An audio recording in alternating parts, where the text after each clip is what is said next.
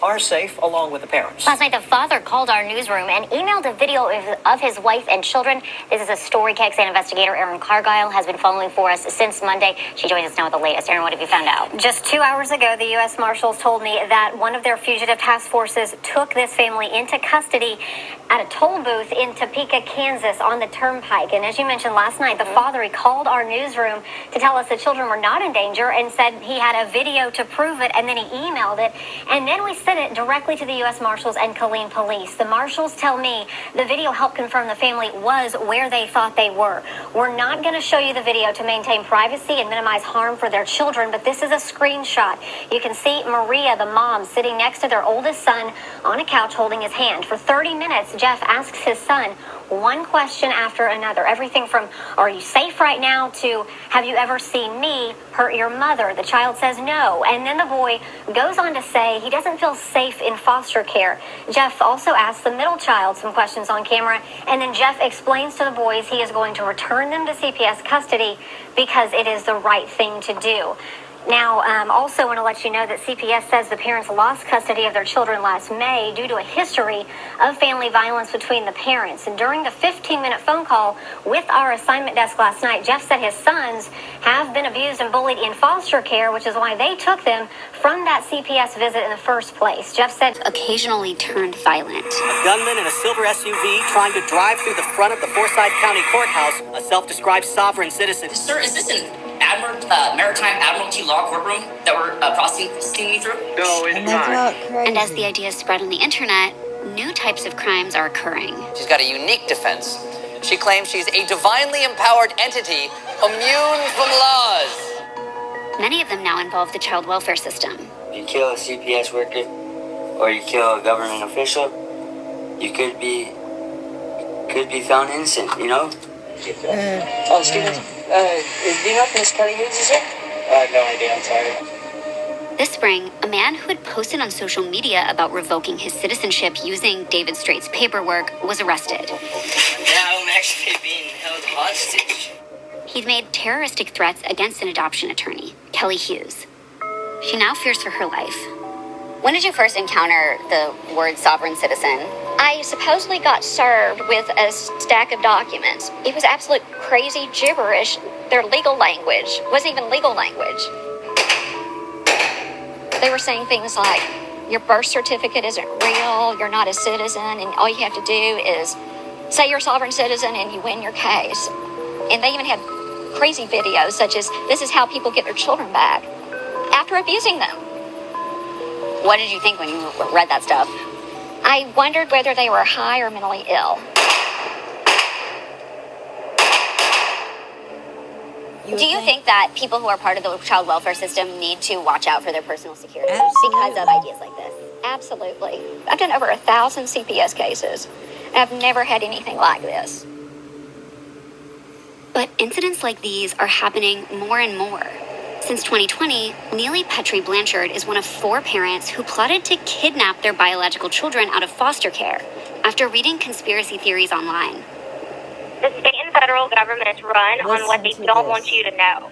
It is emotional and psychological warfare. Sex trafficking in children is the perfect way to cover all this up and make money. But kidnapping isn't why she's talking to me from jail. After years of working with a different sovereign citizen group in Florida, Petrie Blanchard decided that its leader was in on the conspiracy to traffic her daughters. She went to his house and fatally shot him in the head.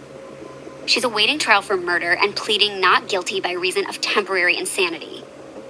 What do you want other parents to know about sovereign citizens? I've come to believe that it's a money-making business that helps spread conspiracy theories and supports giving false hope to people. I wanted my kids back so bad. Yeah, I did whatever he asked me to do. The bus is kind of a statement. So I'm ready to live off-grid. Every time I get sick and tired of this, I usually just take off and I run. This is going to be the master bedroom. And then right where you're standing, actually, this whole part is going to be the shower, because this emergency exit's going to be a little skylight in the shower. Travel pillows? We've been wearing them the wrong way. Did you know you're supposed to twist this? CPS worker and trying to kidnap children. Deputies say on July 14th, Jimmy Dwayne Lackey walked into a stranger's home and told the owner he was going to kill him and take 3 children from the house. We're told the homeowner grabbed a gun, fired several shots, and then took those children and ran right across the street to call 911. Deputies say they later found Lackey walking down the street. He's now facing multiple charges. Conspiracy theorist to kidnap her son out of the foster care system is set to go on trial this spring. Cynthia Absug is accused of planning an armed raid that would take her son after he had been removed from her care after allegations of abuse. She fled Colorado in 2019 and was found in Montana. Absug's pleaded not guilty. QAnon, if you're not familiar, is a conspiracy theory that Democrats kidnap and drink the blood of children. Absug's case has been delayed a couple of times since it was originally booked for trial. She's now scheduled to go on trial May 16th. Believes he'd been enlightened by QAnon and Illuminati conspiracy theories, and that he believed his children possessed serpent DNA. CNN's Josh Campbell has more on this tragic story, and I want to warn you, the details are disturbing. QAnon conspiracy theory. Police say her child had actually been removed by Child Protective Services. Cynthia Absug was arrested last week up in Montana on a charge of conspiracy to commit kidnapping. Investigators say a fellow QAnon believer, who she called a sniper, had come to live with her, and that fellow QAnon members were planning this raid to kidnap the child. Absug is currently out on bond. Parker police say QAnon extremists have been identified by the FBI as a domestic terrorism threat. These QAnon believers think that President Trump is fighting a secret war.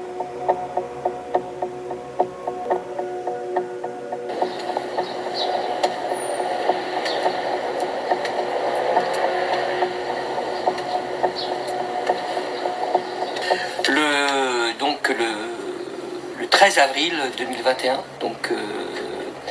avec l'enlèvement de la jeune Mia, qui est placée en réalité auprès de sa grand-mère maternelle depuis quelques mois. À la suite d'un signalement du conseil départemental des services sociaux à l'adresse du juge d'enfants d'Épinal, qui met en exergue une personnalité assez fragilisée de la mère.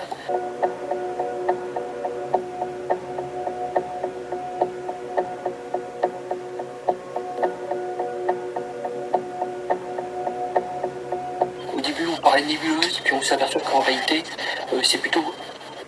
Ce groupe est assez bien structuré, même très bien structuré. Et le chef de cette organisation est un certain Rémi Daillé-Wittmann.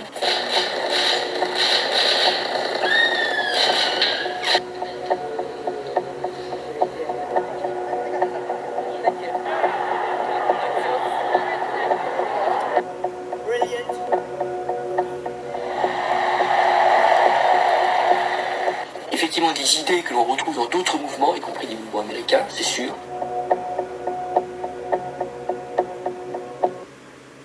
Dad who killed his 2 kids. This is Matthew Taylor Coleman, charged just 2 days ago with foreign murder of U.S. nationals in connection with the death of his 2-year-old son and his 10-month-old daughter.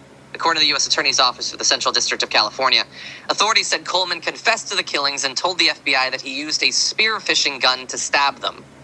And so, look, no matter what other details come out of the story, it's just about as tragic as you can imagine a thing happening to a family, but the details that have come out do make it even worse, against all odds.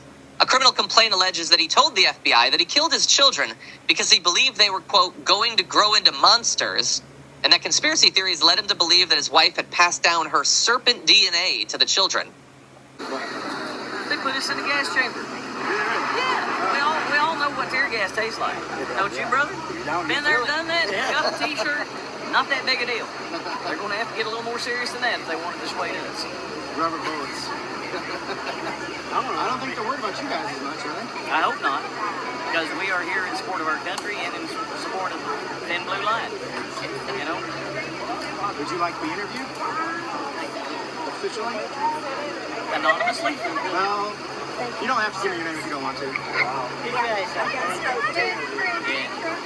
Oh, sure. Go ahead. Well, I gotta ask the dumb, obvious question. What brought you and a lot of other people out here this evening? I love my country. I love my president. I love my fellow veterans.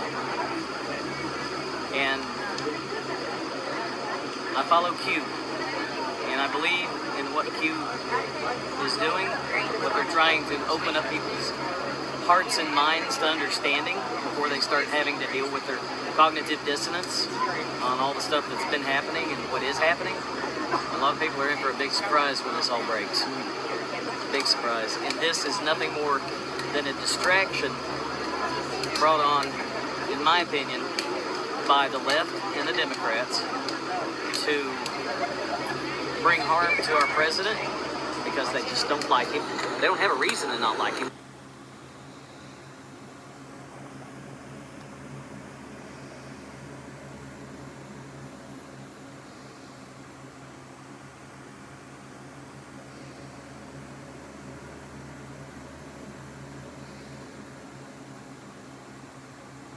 I'll just leave that right there.